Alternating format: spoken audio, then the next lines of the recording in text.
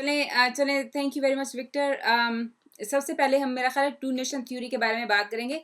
आपने वो देखा है कि जो मारवी सरमद का जो शो हुआ था जिसमें आपने वो शो देखा है वो टीवी जी पे? बिल्कुल, मैंने वो इत्तेफाक से लाइव था देखा, मतलब कि अच्छा, लाइव इन द सेंस कि जब वो ब्रॉडकास्ट हो रहा था उस वक्त मैंने देखा था। मारवी सरमद और और वो जो जैद हामिद के बारे में टू हम्म, नेशन थ्योरी जो है ना, ये लोगों को बहुत कंफ्यूज करती है। पहले आप मुझे अपना ख्याल इसके बारे में बताएं, फिर मैं आपको बताऊंगी कि मैं क्या समझती हूँ इसके बारे में।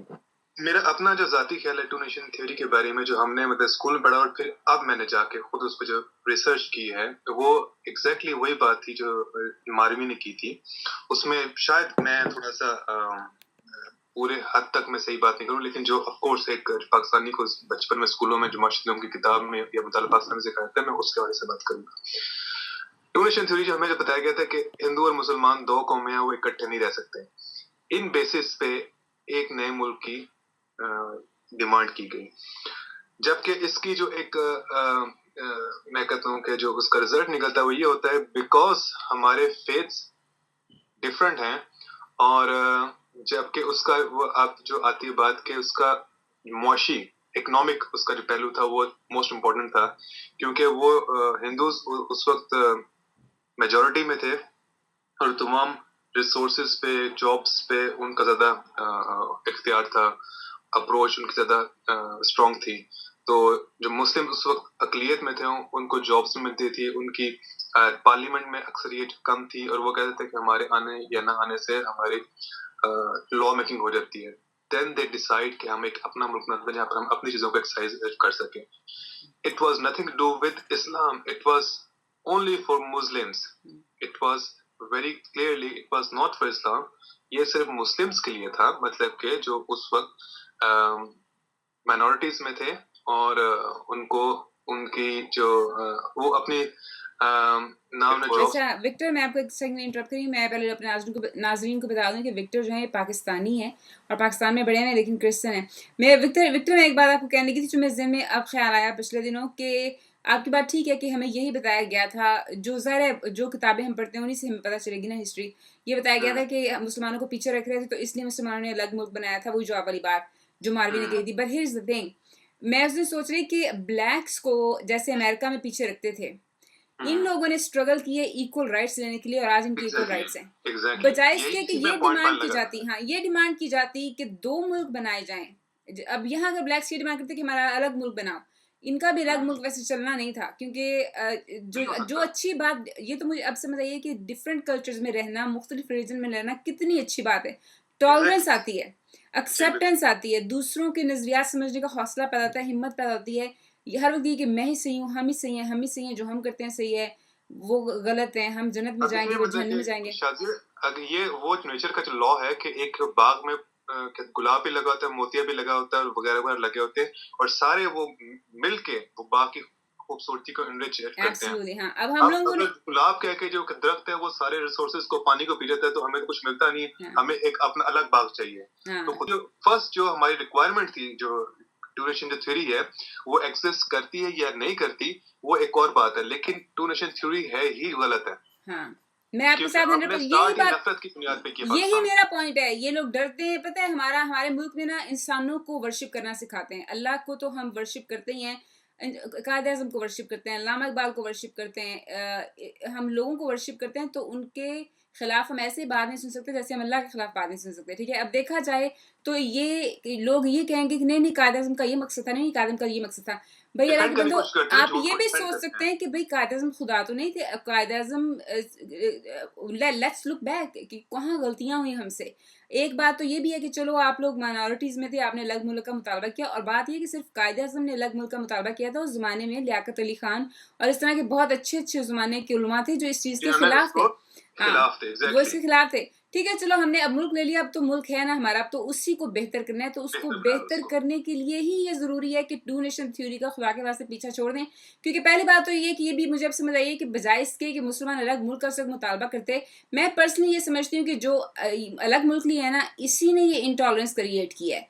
ये जितना बिल्कुल रिलीजियस इंटॉलरेंस है ना मुल्क में, आपस में सुन्नी शिया के खिलाफ, अहमदियों के खिलाफ, ये उसके खिलाफ, रिजवी वो उसके वहाबियों के खिलाफ, हाँ खिलाफ हैं। हाँ, वहाबियों के खिलाफ। तो ये सारी इंटॉलरेंस इसलिए आई है कि वो सारी बेस रिलीजन पे सोसाइटी करती है। अगर रिलीजन पार्ट ऑफ सोसाइटी होता ना, डिफरेंट कल्चर्स भी शेयर होते, डिफरेंट जुबानें भी शेयर होती, फिर ज़्यादा पीस होता। जैसे यहाँ अमेरिका में है, इंग्लैंड में है, ठीक है, इंडिया में भी हमारे मुकाबले में ज़्यादा पीस इसीलिए है, बल्कि वो तो पीस की तरफ कोशिश करते जाते हैं, हम लोग देखिए वो इंटॉलरेंट हैं। हम उनकी मैं इंडिया की मिसाल इसलिए नहीं देता कि मैं I hate India what ever, उस मैं वो जो हार्मफुल की बातें वो नहीं करता, लेकिन उनमें day by day time to time उनमें इम्प्रूवमेंट आ रही है। हाँ, वो तो भले पूरे वो उनके स्लो पता है है उनके, या वो नहीं है, वो हाँ, ग्रो हो रहे हैं, वो एज अ नेशन ग्रो हो रहे हैं। As a nation. और वो ना अपने, वो तो इक्वल हकूक अपने मुसलमानों को ज़ाहिर है कोशिश पूरी करें, मतलब ज़रा उतने हकूक तो नहीं होंगे जितने लोग कहते हैं। लेकिन वैसे मज़े की मैं बात बताती हूँ, यहाँ पे एक मुसलमान शायर आया, वो इंडिया का है।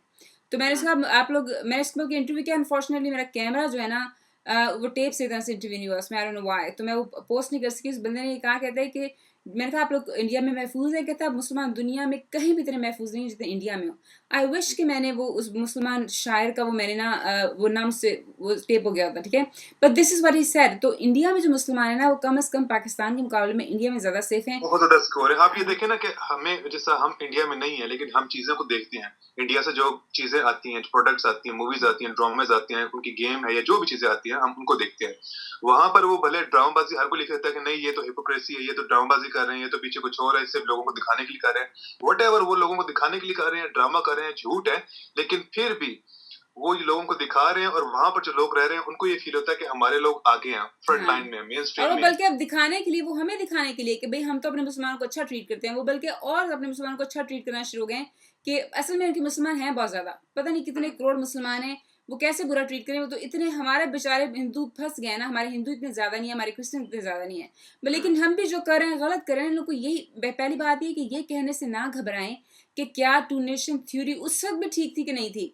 हम ये उस भी वक्त कर भी ठीक नहीं सकते थे, थी। हाँ हम ये भी कर लेकिन सकते थे। ये एक बात ही ऐसी है कि अगर वो टू नेशन थ्योरी, मैंने एक वो कमेंट भी किया था कि टू नेशन थ्योरी जो है, अगर आप उस पर बिलीव करते हैं और कहते हैं कि यही हमारी असास है, यही हमारी बुनियाद है, तो उसका मतलब है कि उसी थ्योरी की बुनियाद पर बाकी जो नॉन मुस्लिम्स हैं उनको भी अलग मुल्क चाहिए, यही तो फिर बात मारवी ने बिल्कुल शियों यही को कहा अलग था, मुल्क हाँ, चाहिए, यही तो सारी बात है। मुसलमानों को देखो ना, अलग मुल्क अगर आप चाहिए। ये कहते हैं तो फिर इसलिए तो आप अपनी फिर इसलिए तो आप अपने हिंदुओं को, जो थोड़े बहुत बेचारे बचे हैं, इट्स जो नॉट टेररिज्म क्रिश्चियंस को। हैं, आप उनको इसलिए तो इक्वल राइट्स नहीं देते कि आप उनको उस नेशन का, उस मुल्क का पार्ट ही नहीं समझते, ठीक है।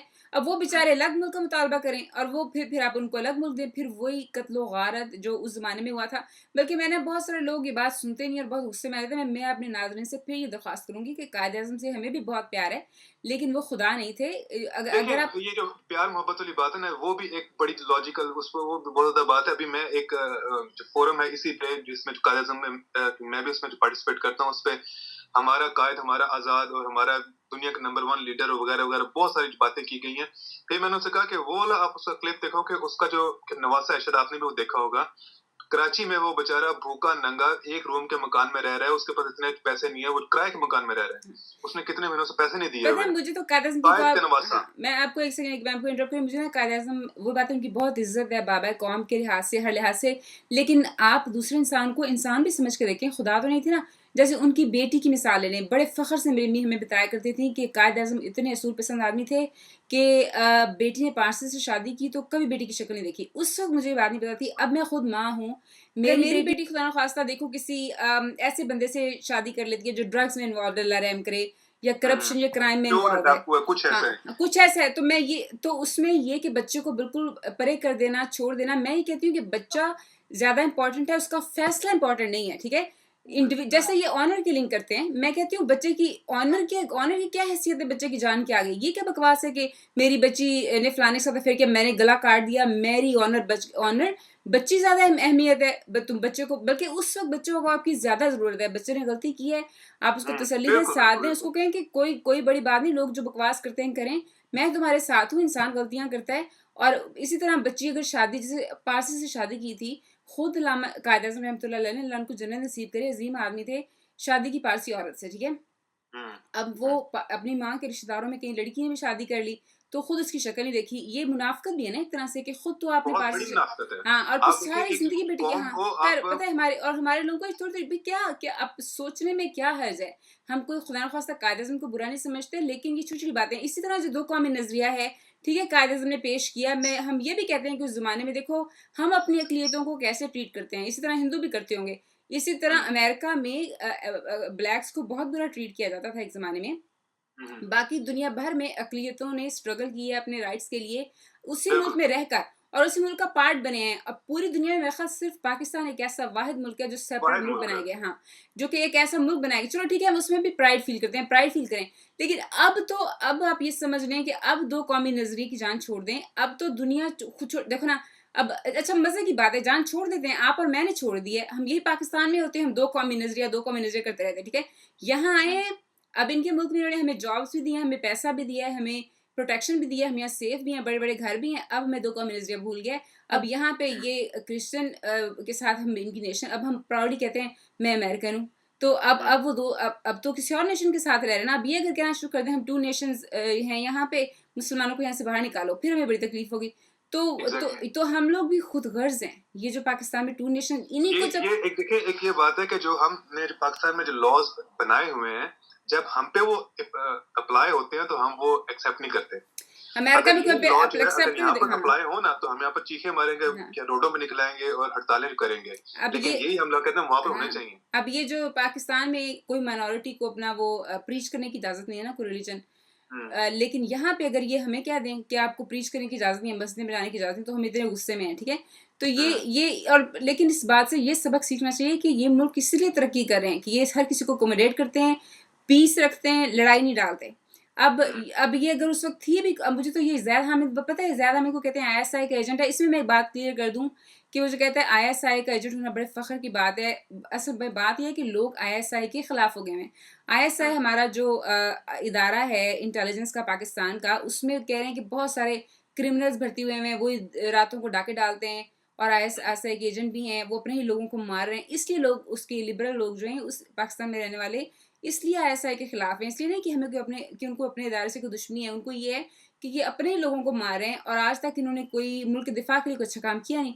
लेकिन मैं नहीं समझती कि ज़ैद हामिद, मैं समझती हूँ ज़ैद हामिद पागल है। मैं नहीं समझती कि वो किसी का एजेंट है कुछ। उसको वैसे ही, उसको या हेलुसिनेशंस होती हैं, उसको पैरानोया है और उसको बोलना आता है ऊंची ऊंची, तो वो इस तरह की फजूल बातें करते हैं। उस पर तो किसी को अटेंशन पे करनी नहीं चाहिए उस जमाने में। अब जैसे अभी मैंने आपसे पिछली दफा, आपको कुछ याद होगा, मैंने आपसे यही बात की थी कि हम लोगों से मुराद है कि हमारी मीडिया ने, क्योंकि वही हमें जो वो रिप्रेजेंट करती है टीवी पे वगैरह वगैरह के, वो कहते हैं अवाम का ही फैसला है।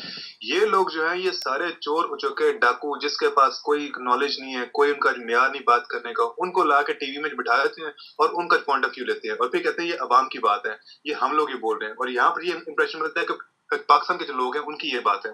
अब ये ज़ाहिर हमें जैसे लोगों को अगर वो टीवी में लाकर बिठाएंगे तो ऑफ कोर्स हम लोग ये सोचेंगे कि पाकिस्तान की जो नेशन है वो ये बात कर रही है। कोई नॉर्मल बंदा, इनको खुद अपना म्यार रखना चाहिए कि कौन सी लोग, हमने कौन सा आदमी जो उसको टीवी में लाकर बिठाना है और कौन सी बात करनी है। अभी हम उस लेवल पे नहीं है जो यहाँ पर हर बात जो है वो टीवी पे आ जाती है। हमें पहले अपने माइंड्स को एजुकेट करना है, हमारे अपने नेशन को एजुकेट करना है कि कौन सी बात दुरुस्त है और कौन सी बात गलत है। उसके बाद हम फैसला करेंगे किस बात को अपनाना है और किसको नहीं अपनाना।